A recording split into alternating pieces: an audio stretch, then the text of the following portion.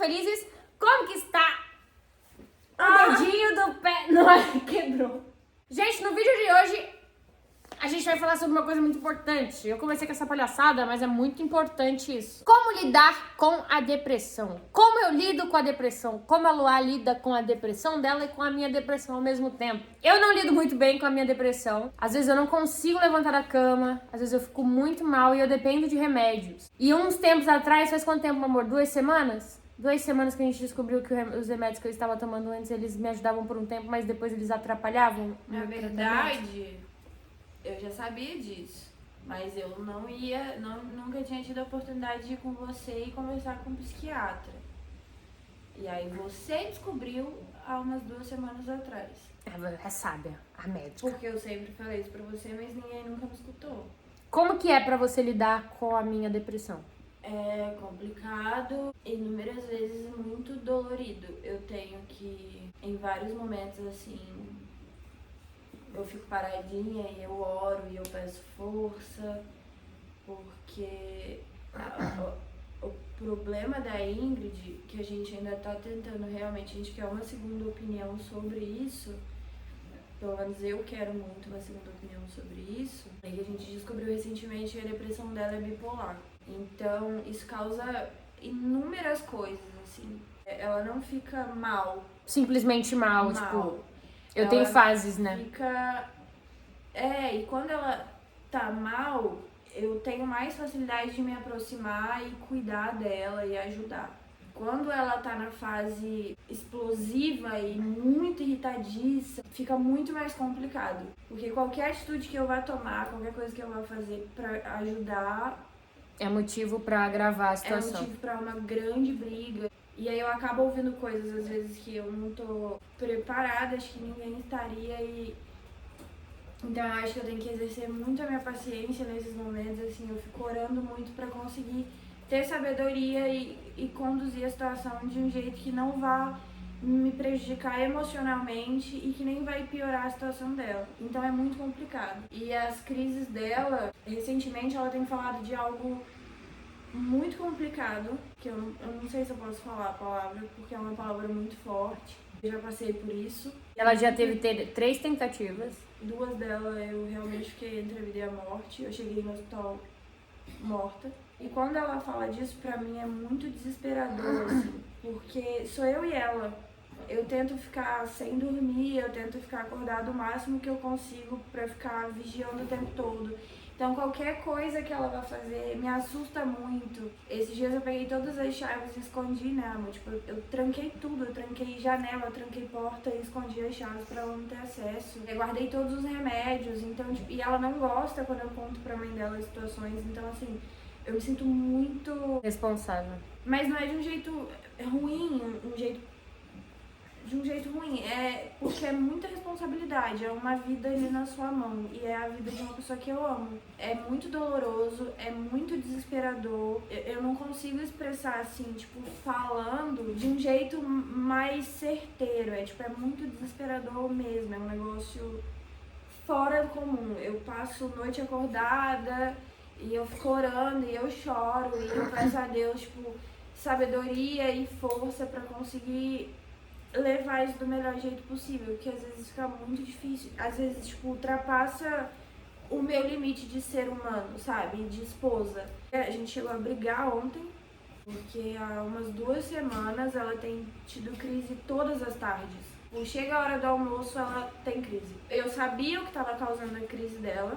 Como eu conheço muito bem a peça, eu sabia exatamente o gatilho que estava causando aquilo. Eu tô falando com ela há dias, sabe? Tipo, pra gente tentar resolver, pra tentar regular o sono dela, porque eu sabia que isso era um fator muito pesado. E aí, quando foi ontem, a mãe dela falou, vai ao psiquiatra, e ela, tipo, não foi a semana inteira. Então eu já tava muito esgotada psicologicamente, porque como eu sou uma pessoa que também sou depressiva e que eu já tive muitas situações como essa, em momento nenhum eu nunca culpo ela, porque eu entendo como é.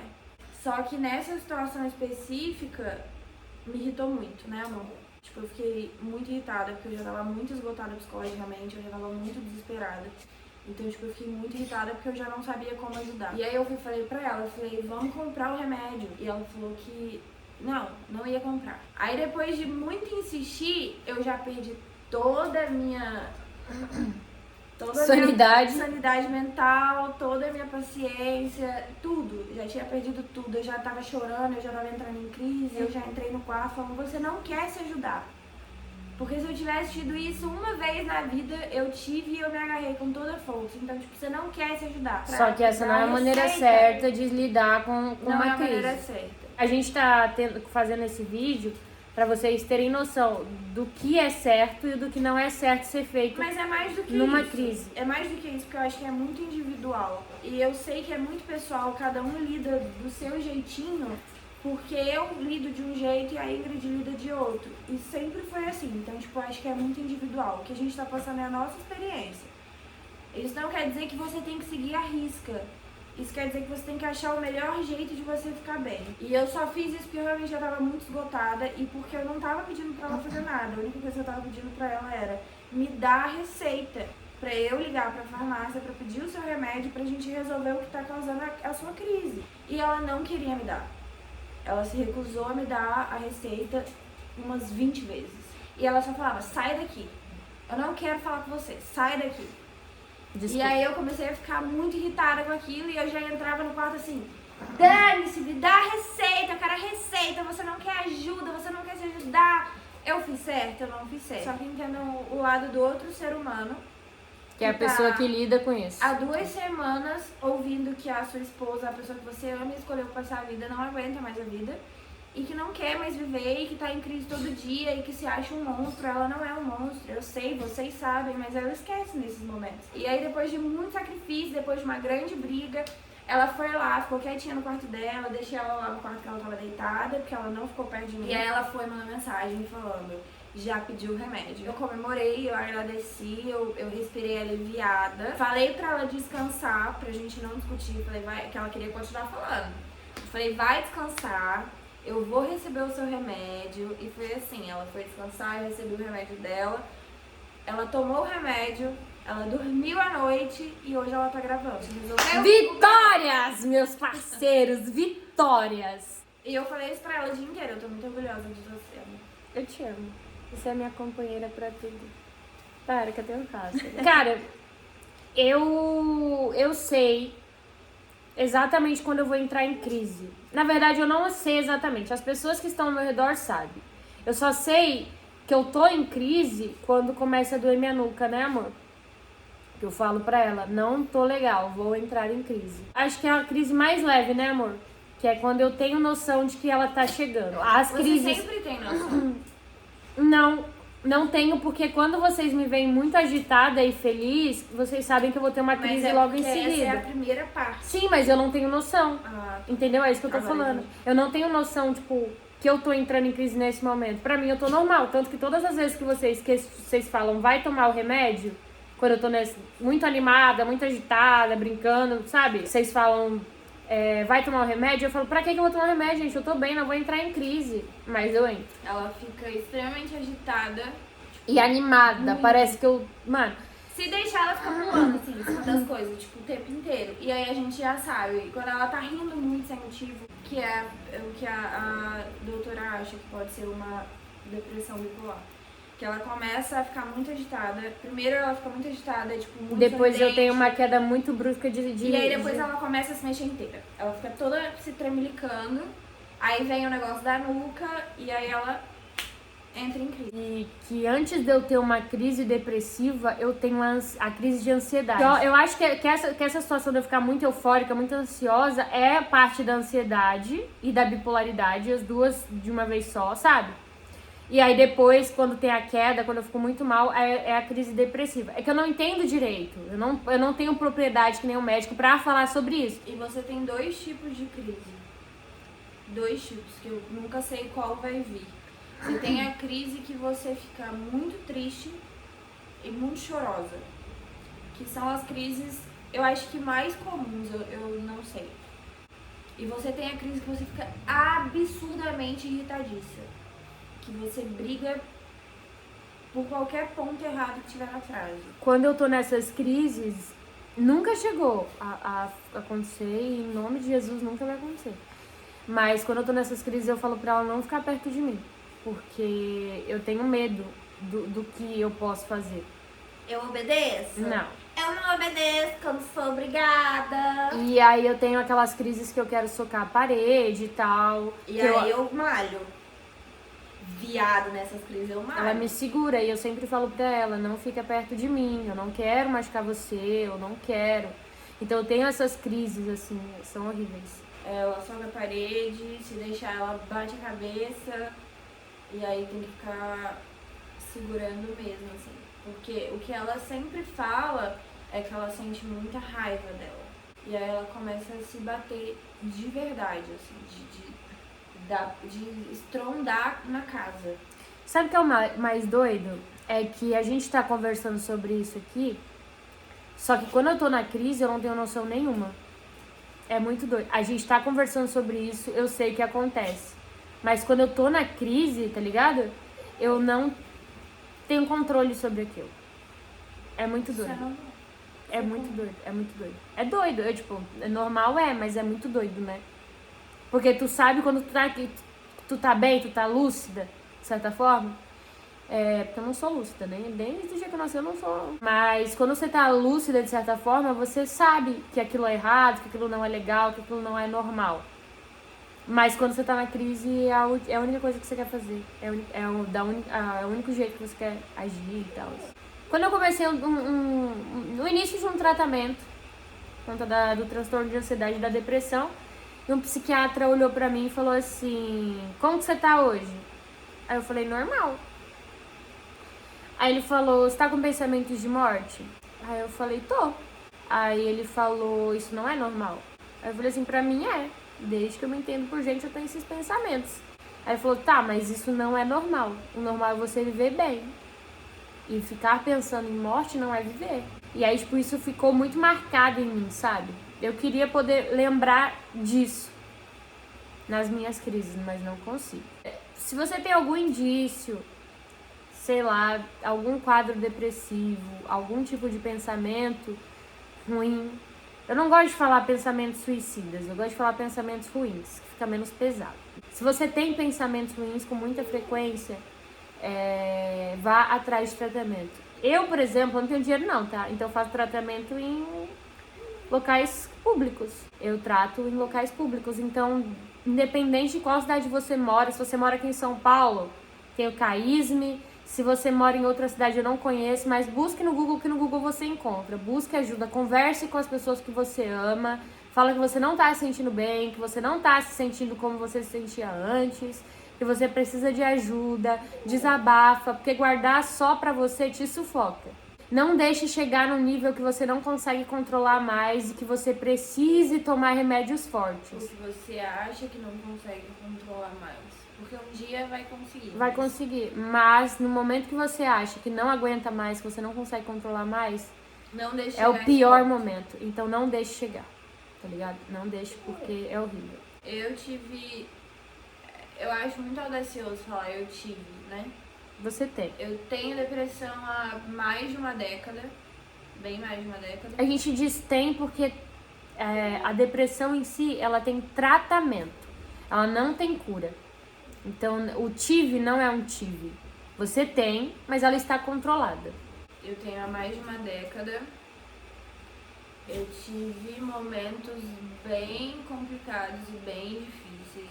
A depressão, ela me adoeceu não só psicologicamente, como fisicamente, porque refletiu muito no meu corpo enquanto eu estava doente. Eu era uma pessoa irreconhecível, eu não comia. Então eu vivia, isso é real, não é nem um tipo de exagero. Eu não comia, o que eu comia era tipo um pedaço de tomate pra não desmaiar, mas não adiantava muito. Então eu tava sempre desmaiando assim. Psicologicamente era... É horrível? Terrível, eu me sentia a pior pessoa do mundo. Eu sentia que eu era um peso pra todo mundo. Eu tentava enxergar um futuro e eu não conseguia enxergar um futuro onde eu fizesse alguma coisa. Eu não tinha força pra nada, eu achava que eu não merecia estar perto de ninguém. Então, assim, foi uma coisa que mexeu muito, muito, muito com a minha vida, me prejudicou muito na minha vida. Eu tive ápices da doença que poderiam ter sido grandes tragédias, graças a Deus não foram. Eu lembro de ter tentado finalizar com a minha vida várias vezes, inúmeras vezes, desde que eu tinha 15 anos de idade. Só que isso ficou muito mais sério depois dos 20. 2 vezes eu cheguei no hospital, realmente me entreguei à morte. E eu lembro que depois que eu fui salva, eu fiquei com muita raiva de quem me salvou. Eu falava, tipo, você não tinha o direito.